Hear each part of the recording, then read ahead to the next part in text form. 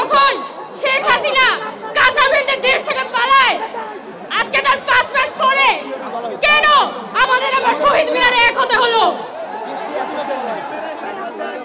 গত 5 মাসে সরকারের কি প্রোক্লেমেশন ঘোষণার সুযোগ হয় নাই?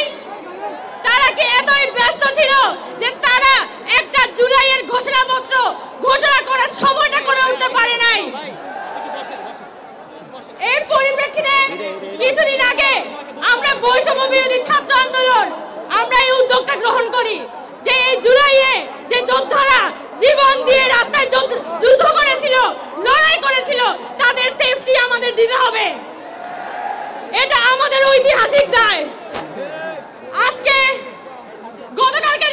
গতকালকে রাতে যখন প্রধান উপদেষ্টা প্রেসিং আবার ঘোষণা করেছে যে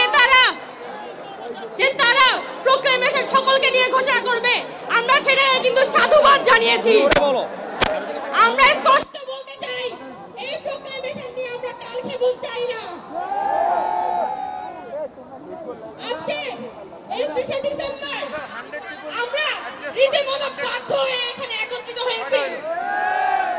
গত 5 আগস্টের পরে নতুন বাংলাদেশের রূপ তখনই সফল হইতো যদি আলোচনার টেবিলে সবকিছুর থেকে সমাধান আসতো। কিন্তু আমরা দেখতে পাচ্ছি যে আলোচনার টেবিলে কোনো সমাধান আসে না। আমাদের জনগণের সমাধান শুধুমাত্র রাজপথ। আমরা বৈষম্য বিরোধী ছাত্র আন্দোলন খুব স্পষ্টভাবে বলে দিতে চাই, আওয়ামী লীগের বিচারের আগে কোনো নির্বাচন হবে না। আরেকটা কথা স্পষ্টভাবে বলতে চাই, আমাদের যারা শহীদ পরিবার আছে, আমাদের যারা আহত আছে, তাদের প্রতি ন্যায় বিচার হয় না।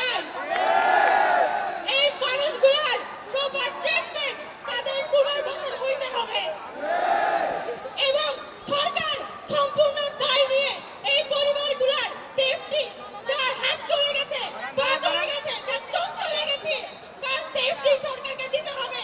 তার চাকরি, তার জীবনের নিরাপত্তা সরকারকে দিতে হবে। খুব বেশি কথা বাড়াবো না, আমাদের অনেক বক্তা সামনে আসেন, কিন্তু আমরা বৈষম্য বিরোধী ছাত্র আন্দোলন খুব স্পষ্ট কথা বলতে চাই যে জুলাই মরে যায় নাই। আমরা জুলাইয়ের স্পিরিট নিয়ে এখনো পর্যন্ত রাস্তায় আছি এবং আমরা কোনোভাবে সেই 90-এর মতো, সেই 71-এর মতো 24কে ব্যর্থ হতে দিব না।